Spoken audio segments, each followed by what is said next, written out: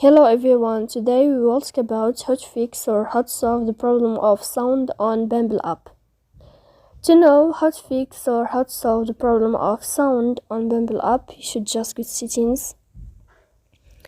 And first you can go to the window of apps and you can click on Bumble app. Here you will enter.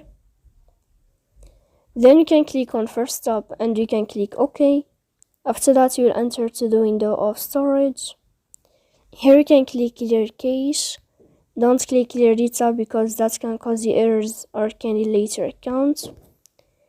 In the end, you can go to your Wi-Fi, you can turn off your Wi-Fi, and you can wait a moment to turn on your Wi-Fi again to fix that problem. So please don't forget to support us by like and subscribe. See you next time in another video, and thank you for your attention and your watching.